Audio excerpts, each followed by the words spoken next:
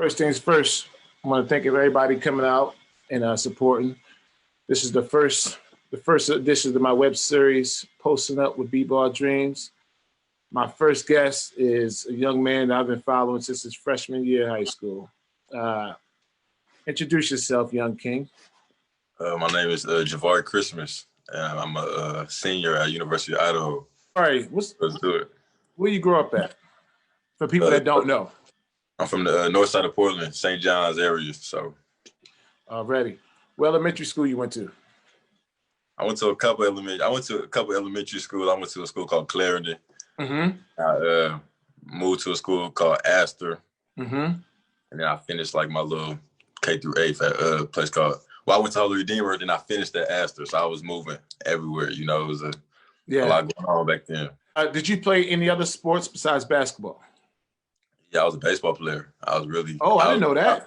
I was really good at baseball. I was probably better at baseball than I was at basketball. You know, up until, as most athletes, but up until like high school, and you know, it kind of fell off. Right. When did you start playing? When did you first start playing baseball?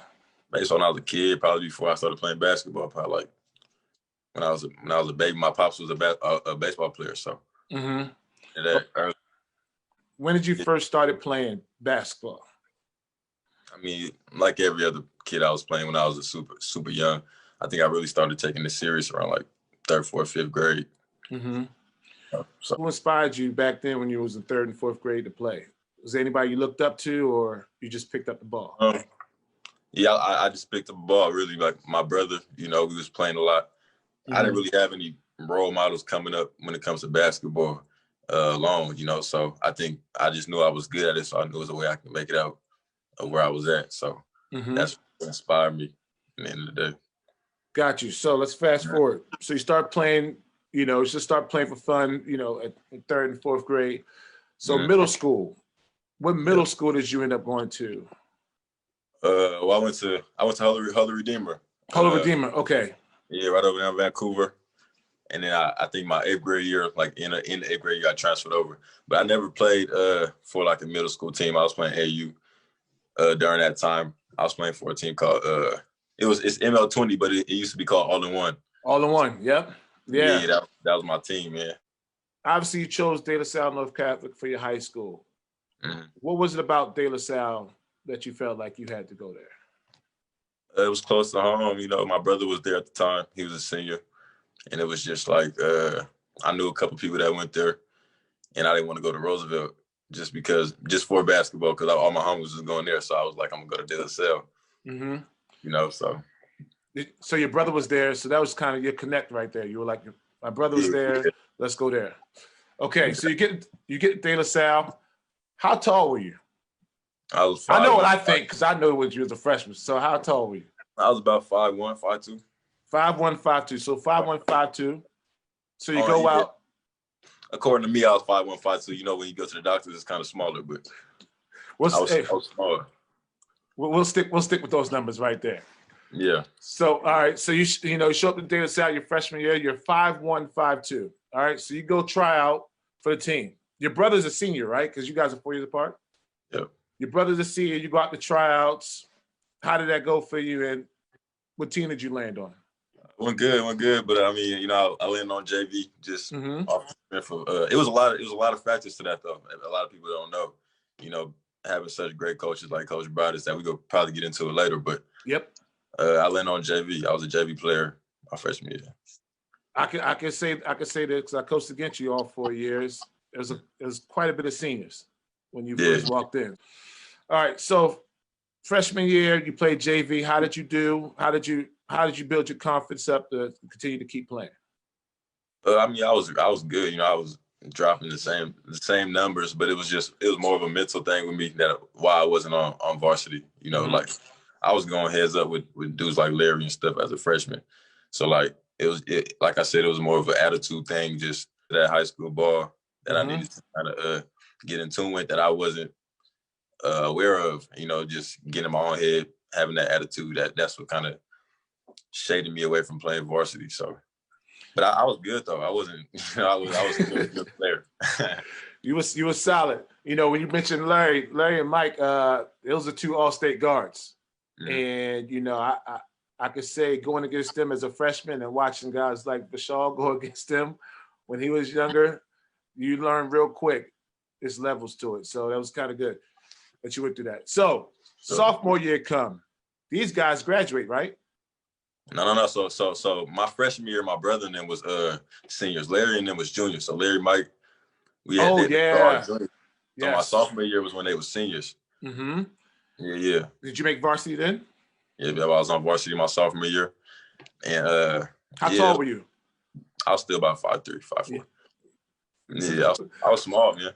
I know. We're working our way up to it. I know. I just want the people to hear your numbers.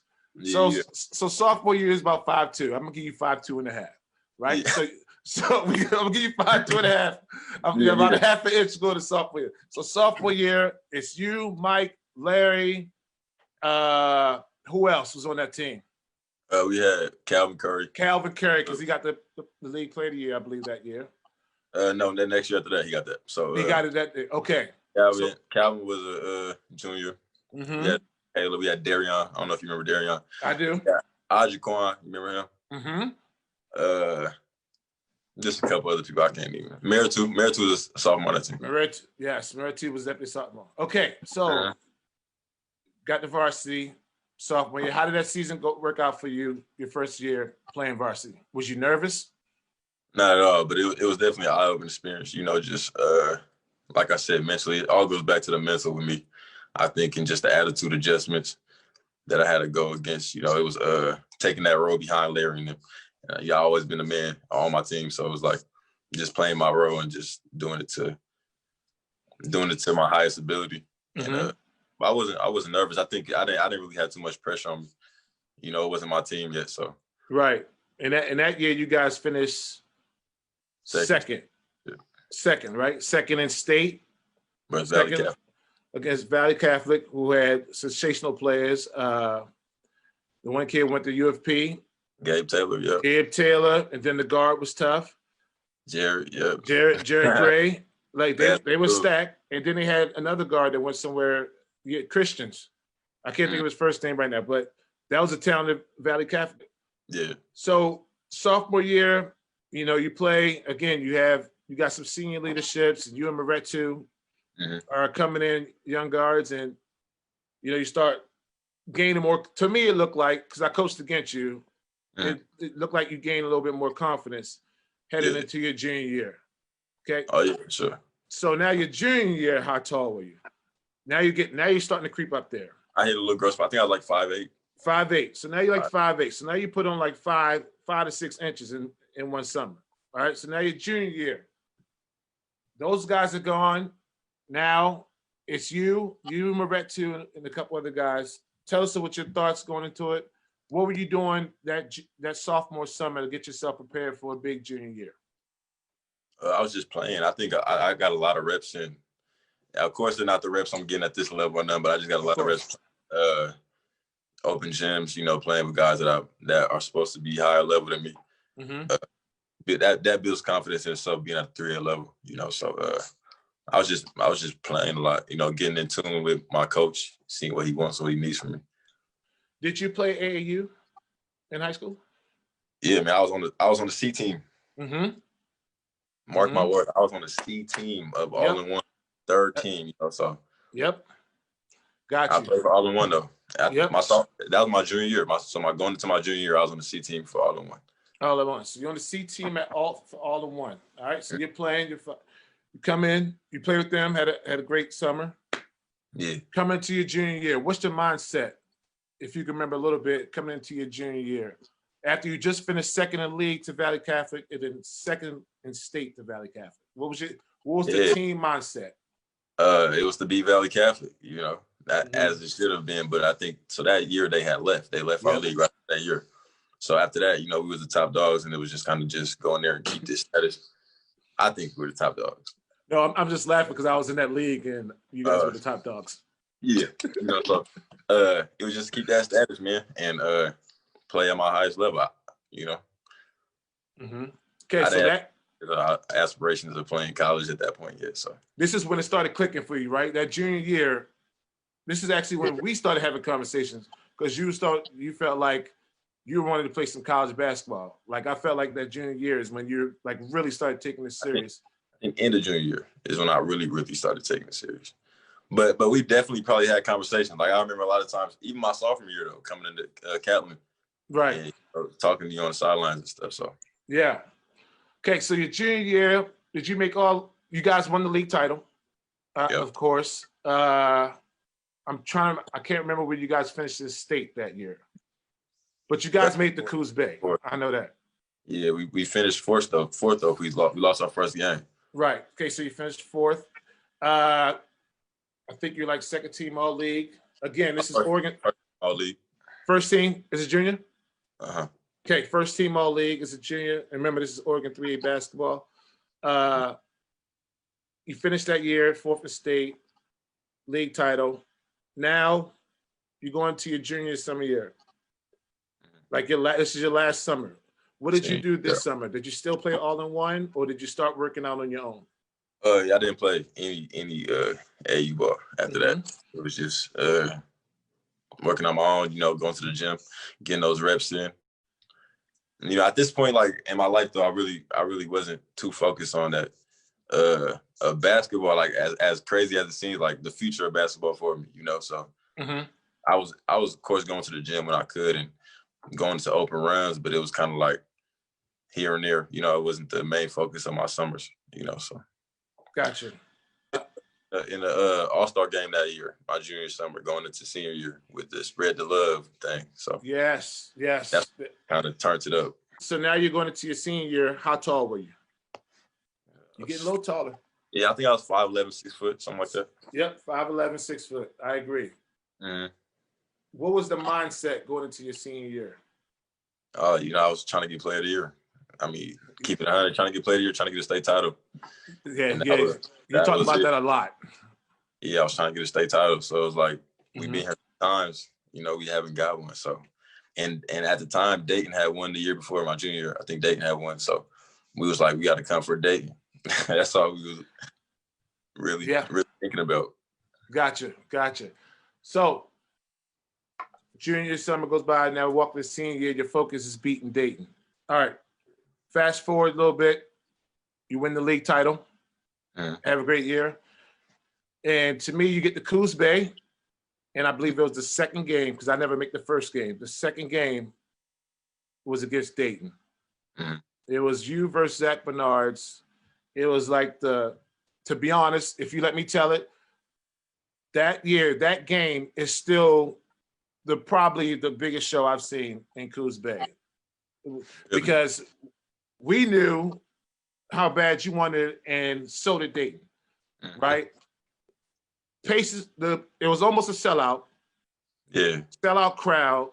Everybody's on their feet, particularly you, because this is your last year. What was going through your mind that year, that game, heading into it against pretty much Dayton and Zach? I just wanted to show I was the best player in 3A. I heard a lot of talk, and I always heard talking, but I was just like, I want to show that I'm the best player. I mean, at the end of the day, the best team wins. So I just wanted to win, and I'm leading this team. I got Meritu. We were talking about it a lot because he actually scored more points than me. Like, little did people know, he had 27 that game. Oh yeah, I know. I never seen Meritu have 27. So, it was just a collective. It was just a collective thought that we got to beat this team. It wasn't I mean, of course, I wanted to show that I'm the best player out there, but at the end of the day, I don't care who making shots. We win this game. Right, no question. And you guys got the win. Yes, Meritu did go off that game, and to be honest, so did you and Zach. It was a really good game. You guys won it. Next game, you guys go up against St. Mary's. Again, state title game. Talk to me. Again, like I said, I was just trying to show I'm the best player out there. But aside from the personal, like I said, I didn't care who went crazy, and it was just like, let's win this game. Right. But it was a lot of things that we just lacked. At the end of the day, we lack size. You can't teach athletic ability. And they out-rebounded us by like 45. Right. We only had 3 players score. I think I had 25. Meritu had 24, and then Somebody had 3 points or something like that. Yeah. That was a tough game. I mean, there's no question. You know, they had the size, and you guys competed well. You senior year, you ended up accomplishing the goal, your personal goal, state player of the year that year. Okay, that final ball bounces. Yeah. Right. High school season's over. You on that bus ride the next home. What is going through your mind? Like, what is going through your mind at that point? Man, there's so much going through my mind. Like, if I can remember back, just reminiscing on everything I was going through at the time, just not knowing what was next. Yeah. I mean, it was a lot of stuff going through my mind. I didn't really think about college basketball. Like, of course, I wanted to play, but that wasn't really my mindset. Like, it was kind of, I got to just continue this legacy. However, I'm going to continue it, and if this basketball is the way, then that's going to be the way. But if not, I'm okay with it, you know, because coming from where the 3A school, where we come from, and just going to a 3A school, going to a small school, not winning the title, you know, I expecting to go nowhere, you know. Right. So for the people out there that don't know, so Oregon 3A basketball. So Oregon classification has 6 classifications. There's 1A, it's like the smallest school, and 6A is the bigger schools. And JaVary Christmas played at the 3A level, which is right in the middle. Okay, so it gets interesting. Right now it gets interesting, right? It's over. You finish high school strong. You walk across that stage, cap and gown. Yep. Now that you accomplished that goal, and I know your mom's is happy, she's probably crying when you got that certificate. It's more than basketball, right? Now, what is the mindset now? Because right now, at this point, you still don't have any offers or anything. JaVary didn't have an offer out of high school. You're still like 6 feet at this point. No offers, little interest. What's your mindset going through it at this point? I was just wondering. I mean, I was just curious what was going to happen next, you know, and if I was going to keep playing basketball, you know. But I think it was like a drive thing. You know, I started reaching out to everybody. I reached out to every coach that you could think of, sending my tape, making my own highlight tapes. Like I gathered film from everywhere, made my own. We'll talk about that too. Yep. Since day one, you know, just getting in people's ears, trying to network and see where I was going to end up. Because I mean, at the end of the day, I got to progress somehow. And that was my mindset after school. It was like, just don't stay stagnant and become a statistic like right here. Okay. Now it's going to late summer. A lot of people are going to college. A lot of your friends, you know, they got their schools picked. At what point did you find out what school you were going to go to, and when did this journey started? Because this is when it gets good. Yeah. So I think it was like, honestly, it was so late, bro. It's so crazy how it happened. It was so late. But one day, I think it was mid-June or something like that. It was after school ended, probably like a month after school ended.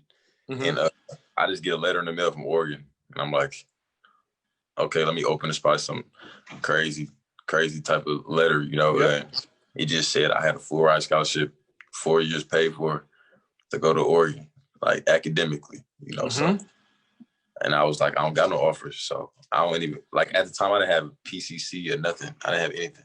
None. I can't go play basketball, you know. Even not even if I wanted to. So it was an easy decision. It was like, I'm just gonna go here and see what it's like. Yep. So you arrived in Eugene, and take us through that. So you showed up there on the academic scholarship. Yep. Which is awesome, which is big time. Yep. At what point did you have that conversation with coaches about joining the team? And tell us but hold up, JaVary, tell us what year that was, because that was a special year for Oregon. I'm about to. So I go to the rec center, you know, killing, playing my game. Jordan Bell, so he's with the Lakers now. Don't talk about that. Keep going. Jordan Bell's there. I'm killing him. He's like, yo, we got walk-on tryouts. So-and-so dates. I'm like, all right, bet. I go to the walk-on tryouts. It's probably 200 people there, 200 or more. Like, it's a lot of people in there. So they got an upstairs gym with like 4 gyms, and every gym is filled. Yep. 200 plus people. I'm one of the shortest dudes in there. You know, it's actual athletes because it's a lot of dudes that go to these high major Division I schools that are player of the years in their respected 6A divisions, you know, that are actual athletes at the time. So, wait, I can hear myself. 1 second. I don't know why I can hear myself. But all right, yeah. So yeah, I do the walk-on trial. I go through day 1. I get a call back. It's top 50 at this time. They like, we want you to come back for a second tryout. I think I go through 4 tryouts, and at the end, I'm like 1 of 3 people picked to walk onto the team. So that's how that came about, you know. So this team was Jordan Bell, Peyton Pritchard, Peyton Pritchard, Tyler Dorsey. Yep. Chris Boucher. Casey Benson, he overseas right now. Dylan Brooks. Cavell BB Williams, I think he just signed a 2-way. Paul White, who was a Georgetown transfer. Keith Smith from Seattle. He was like a real big name at Rainier Beach. Who else did we have that year? I'm telling you, we had 7 dudes. So yes, 7 NBA players. 7 current NBA players right now. Playing right now. Congrats to Peyton Pritchard for getting drafted this year. Oh yeah, 8 NBA players. Okay, so now you get the opportunity to walk on. What was that experience like playing with a team like that eventually went to the Final Four that year, right? Yeah, we went to the Final Four. Could have went to we would have won the championship. It all came down to a box out, but it was good. I mean, it was good playing with that level of talent and just experiencing that every day. You know, just because the thing is, you know how, I don't know if you know how the college level works, but it's 3 teams most of the time. It's a black, it's a white, and it's a scout team. So I was on the scout team. You know, you just get to go. They don't care what the scout team does. Just go play, act like you somebody else. And I was going crazy. That's right. I already know. That scout team, you get loose on the scout team. So, yeah, it was really good. I developed some good connections with their coaches, and I think that's the biggest thing that helped me. So, did you finish the whole year, or did you? This is when you start just telling your story. So, did you finish the year, or? I finished the year though. I finished the year. The year was over with, and it was a lot of things that happened. So basically, it all kind of happened. It all kind of panned out. But I wasn't on scholarship the next year at the school. And me and Coach Altman, who was the head coach at Oregon, we had a discussion. Because the whole year, they would make little comments like you're good enough to really play, you know. So, and I was just talking to some of the dudes on the team, like Dylan Ennis. I don't know if you know who that is, but he was a good dude that was speaking to me about some real stuff. And he was just saying, like, either get out of here or really ask for a chance to make roster and play. So I went and sat down with Coach Auburn, and then his son ended up getting a JUCO job in Kansas at a school called Cloud County. And he was basically just, once his son got that, I was the first person that he threw. And I think I signed my letter of intent to Cloud the next day after I got out the meeting with him. So you're down in Kansas. Yeah. Right. You found your way in Kansas. So you go in there. Are you considered a sophomore or a freshman? Redshirt freshman. So that was my redshirt year at Oregon. Was a walk-on. I was a redshirt. Okay. I didn't play any active games. Right. So how did that year go? In Kansas, it was decent. You know, I didn't know anything about JUCO at all. Like, especially at the national JUCO level. Before I went there, like, I literally went and talked to him about the JUCO, and I didn't know what JUCO was. And he had his son send me a letter of intent the same day, and I signed it.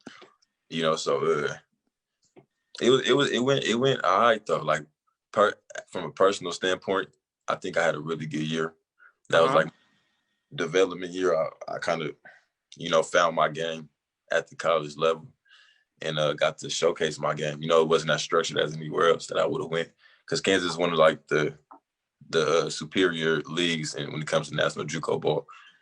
And I think I found my game. We lost a lot of games though, and it's JUCO, and people don't know about real JUCOs. And it's a lot of different personalities from a lot of different places that don't click, so it was a lot of toxic things that were going on. Okay, I was about to say, tell the people the difference between JUCO and being a part of Oregon, like an actual team? Like, it's a big difference if you ask me. So I want to hear your difference between JUCO basketball and like when you join a university. Yeah, it's a huge difference. I mean, it all ultimately comes down to money. That the funding at the national level is way more than NWAC school. So with that being said, they got more scholarships to give. They can recruit out of state more, which you know, it's a lot of bounce backs from D1. It's just at a higher level than Oregon Junior College when it comes like the NWAC and stuff like that. Even with California, like those are lower level junior college divisions when it comes to like the national JUCO scale. So it's just a lot more opportunity and a lot more ways to recruit at the national JUCO level. So Gotcha. Yeah. So now you're there. You finish your freshman year. I thought you had a solid year. I followed you along. Who was your teammate? The other guard. We're at Cloud. Cloud. Which one? I can't think of his name right now. We had a lot of good players. Like you guys were solid. Honestly, we had Power 5 players 1 through 15. Like we had a lot of good players. Like we had a dude named Alvin Thompson. He made Sports Center for that dunk on Hutch, and we had a lot of solid pieces. We had a dude named Brayon Jackson. He went to Long Beach State. We had one of our big men went to Purdue, Fort Wayne. We had a lot of pieces, and we only won 5 games. So for them to go Division I, that should tell you something off the rip. So now, how tall are you at Cloud? You started at 5'1" freshman. Now, I'm probably 6'2". 6'2". Now you're dunking. Yeah. Now you learn how to dunk. Yeah, that's when I started to learn my body a little bit. Right. So now you're 6'2". Now you're a 6'2" guard, athletic, and can shoot the ball. So now your stock is like raising now, because now you're just not like a tiny guard. You're athletic 6'2" guard that can make plays. All right. Sure. So the season at Cloud finished. What happens next? I had to get out of there. I just knew, leaving was in my best interest personally.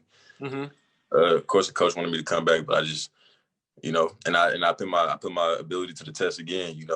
Went out on a string and just put in my release, got my release, and just started reaching out to the top. I looked on the top 20 national JUCO rankings, and I just DM'd every single coach on there. Yeah. What gave you the confidence to do that? Because that's when you do something like that, that's a big gamble. Yeah, it could be a career-ending thing. You might not know where you're gonna land. So, but I mean, I just bet on myself. I really believe in Kansas, the people that we play in junior college, like we probably had that year in the Kansas, like in the KJCA. Yep. I think we probably had over 20 high major players, Power 5, when it comes to SEC, Big Ten. Like we had at least 20 players. Every single night we was playing against Power 5 guards, So Kansas, Florida, Texas. Yep. Those kind of states, elite JUCO players go there and play. Okay. Like a lot of bounce backs. Right. 5 bounce back D1 on each team, right. Man roster. So yep. I totally agree. So you bet on yourself. You leave Cloud. Tell us where your journey go to now. So you went from Oregon. Let's catch the people up who wasn't here. So you started De La Salle, North Catholic, 4 years high school. Went on to Oregon. You redshirted there on part of a Final Four national team with 6 to 8 NBA players. You go on to Cloud, right? In Kansas, play your freshman year JUCO ball, had a solid year personally. Team didn't play that well. So now we're in the summer of your sophomore year in college. Yep. You already decided to transfer out, to bet on yourself. Where did you end up for your sophomore year? I went to a school called Sheridan College in Wyoming. And at the time, I think they were going in as number 16 in the nation when I went there, before I went there. So what was it about them? Was it just about the rankings, or was it the coaching, the style of play? What was it about Sheridan? They were tough at that point. They were really nice. So I looked at the roster, and it's a dude named AJ Brahma on there. So one of my teammates named AJ Brahma. I looked him up. Probably had 16, 17 offers at the time. He had Nevada, Arizona, Oklahoma. I mean Arkansas, not Oklahoma. He had a lot of offers, you know. And then I look at the other guards, offers, whatever. And they was just number 16, man. You know, you gotta play for the best of the best if you want to get out of junior college, you know. So you gotta win games, it's all it's about. And they won games, so they had a solid program, and I was just like, I'm coming. You know, he responded to me real quick and would send me that whole little like 16-page recruit thing, and I was like, send me the letter of intent. I'm signing right now. Was it a scholarship? Yeah, of course. Yeah. Yep. Okay. So you went from Kansas, now you're in Sheridan, Wyoming, playing on a nationally ranked team, and I can vouch for this, a nationally scheduled, right? Yeah. Yeah. How did that work out for you?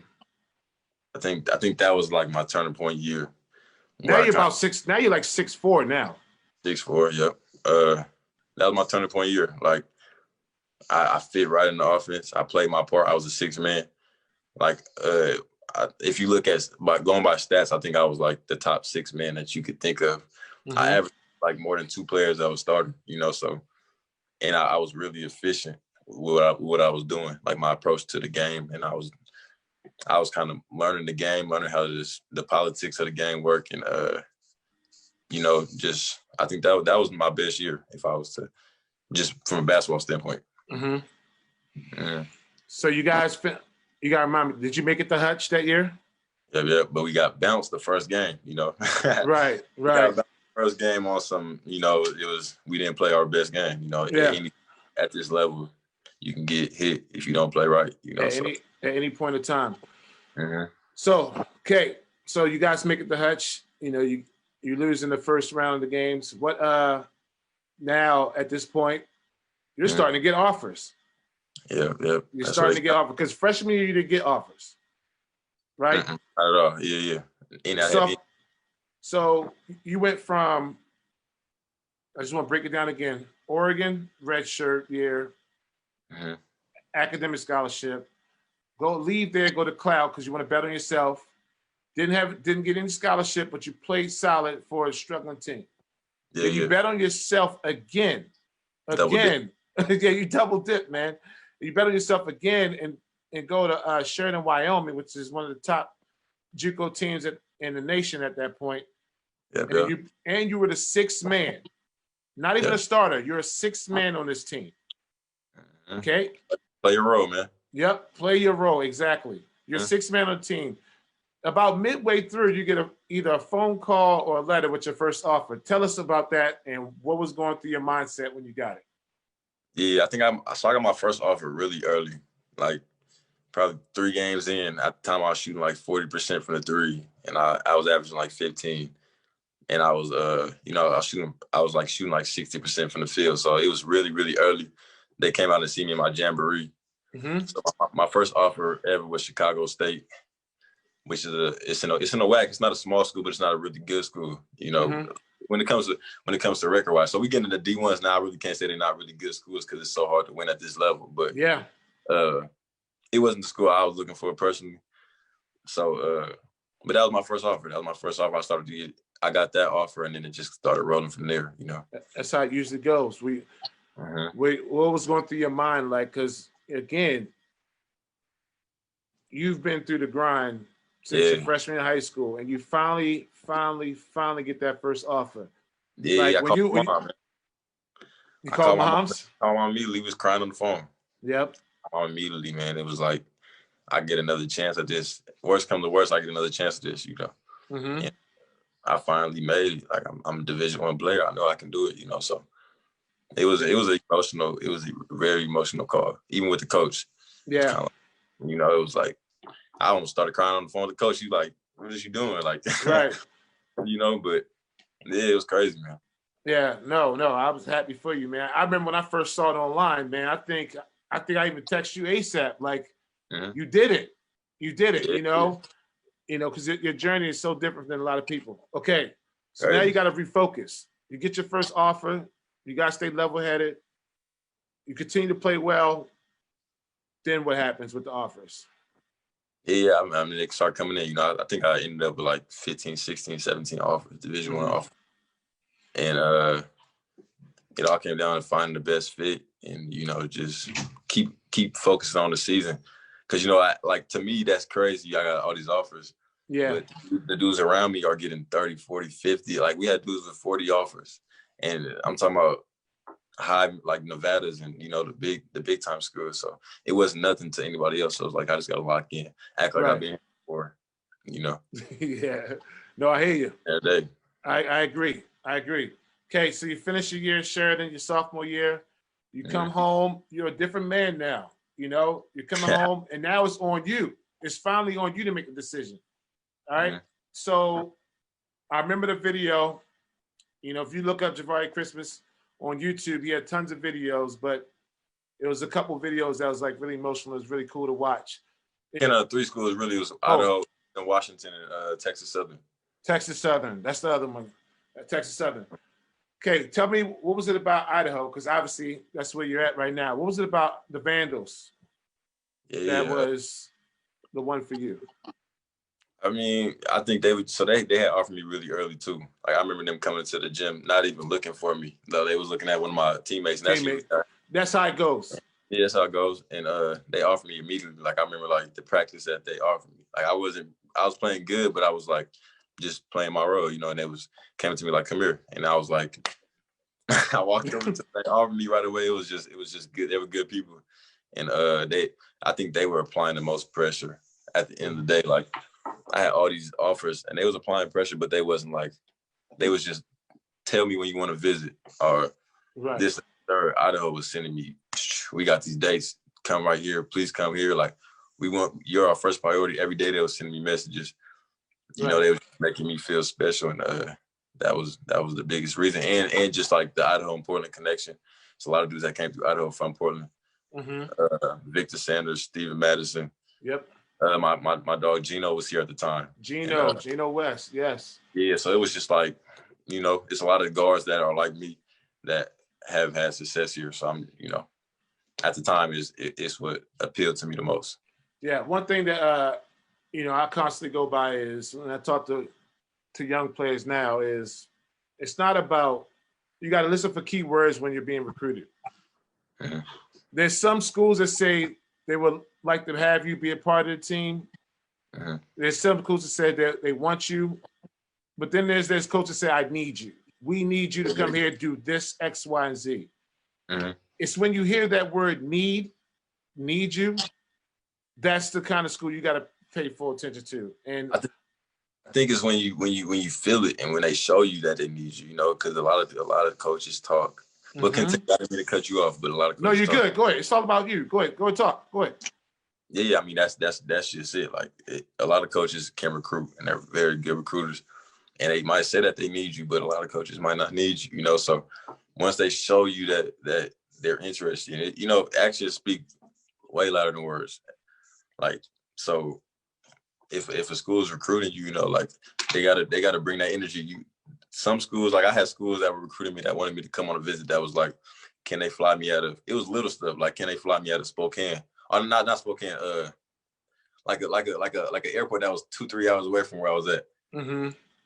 Nah, fly me out of right here. You know, like I got an airport right here, fly me right here. And, you know, it was little stuff like that that really came down to my decision personally. Got you. Okay, so now you're D1. Yeah. You leave North Portland. You head out here to the cold. You go from the rain to the snow. To the blizzards. When you show up to Idaho, what was it like? When you got off the plane, what was it like? What was that feeling like? It was crazy. I actually drove here at first. So I drove around myself 5 hours, not too far. But man, like when I first got here, it was so crazy. Like, so listen to this. You might not have noticed. You knew it happened, but you didn't know this. So we were supposed to report to campus June 9th. My head coach got fired on June 8th. No. The head coach I committed to and the assistant coach that I committed to, the only coaches I knew, got fired on June 8th. Are you serious? I knew he got fired, but I didn't know when. the day before we were supposed to report to campus. Wow. Yeah. Okay. So now you show up. Mm-hmm. Right? So now, oh man. Okay. Wow. Up in the air, man. It's up in the air at this point. So now you show up and you're looking at coaches that didn't even recruit you. Exactly. Right? Yeah. So now you're up against another challenge. Oh, to be honest. So the thing was, we didn't even have a head coach. So basically what happened, I mean, I'm not gonna speak too much on it because privacy and Yeah. Don't, you ain't got to say but too much, JaVary. No, I was gonna say what's open to the public. Okay, go ahead. My coach is going through, like, our program was going through investigation with the NCAA, and it was minor stuff, and basically, so they were trying to sort that out while we was, so from like June 9th, the day we reported, to like July, like the whole month that we supposed to be playing, practicing, we didn't have a coach. We didn't have a head coach. We had assistant coaches that might have been promoted that we never know. We didn't know if they was going to go on a national search, but we just didn't have a head coach. Got you. For a whole month. Wow. Okay. So let's fast forward through that, right? We'll leave that stuff behind. Fast forward through that. Who gets the job? My head coach now is Zach Claus. Okay.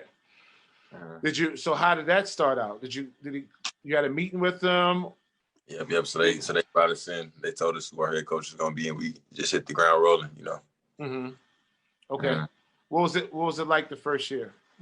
How long did it take for you to adjust to the system, and what was it like? I mean, I adjusted immediately.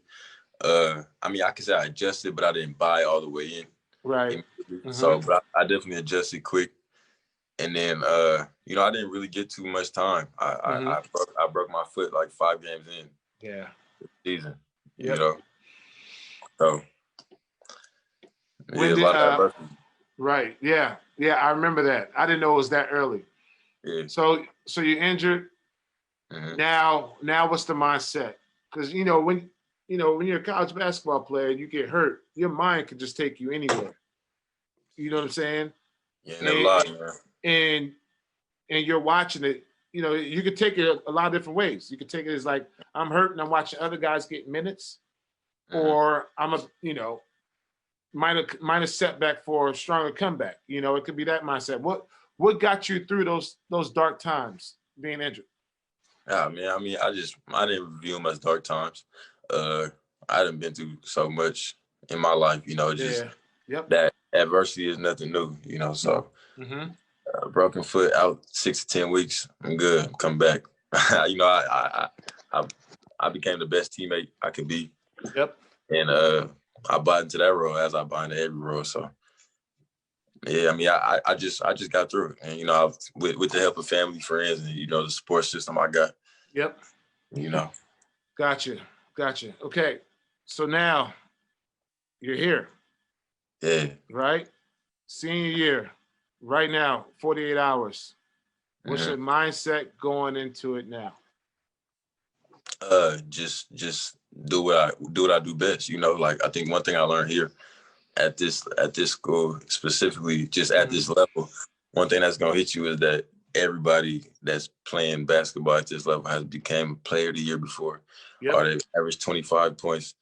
And the things that set you apart are the things that you do best. I think just buying into that, just speaking for me personally, for an example, like last year I shot like over 65% from inside the 3-point line. And I shot like under 20% from outside the 3-point line. So it's like, what shots should you be taking? Little stuff, just changing my mindset, buying into the role that they need me to do, and being the best at that role, being one of the best defenders on the team, being the best leader on the team, stuff like that, the little things. And I think one thing that I learned that I was told that I'll never forget is that once you realize how big the small things are, you realize that there's no such thing as small things, so that my mindset is very different than what you might think. It's kind of just do what I do best at the end of the day and help my team win, however that looks, so it's no real set goal at the end of this. You just win games, help my team win. Gotcha. Yeah. Okay, JaVary, I'm gonna give you the floor. I'm gonna ask you something. Yeah. What if you had any advice for young kids coming up right now that kind of was in your shoes at some point in life and not making varsity as a freshman, you're not playing 6A basketball, you're a 3A, 2A, 1A, 4A player right now, but you got this aspirations and goals to play college basketball. What could your biggest advice be to them? Advice, man. I struggle with advice sometimes, but you know, I just think just like I said, bet on yourself, realizing that there's no such thing as small things, you know, putting in the work and really locking in on what you do best, you know, like not letting the crowd and the outside sources get into your head saying you got to score 25 points in a game and do this and that, you know, just at the end of the day, winning is the biggest thing in this game. And at the end of the day, once the higher you get, the more winning matters. And, you know, people get paid to win games, not to go out there and score and lose, you know, so just buying into what you do best and, you know, being genuine with all your relationships, the people that you meet, you know, it comes back. It's always there to help you. The people that you meet, you know, you never know who you're meeting at the time and how somebody can elevate you. So just, you know, treating the janitor like the CEO, you know, that's a big thing. It's deeper than basketball at the end of the day. Got you. JaVary, thank you so much, man. I appreciate you. We're going to be following you. And good luck this season, man. I'll talk to you later. My God, I appreciate it. Thank you for everybody tuning in. JaVary Christmas right here, posting up with BBallDreams.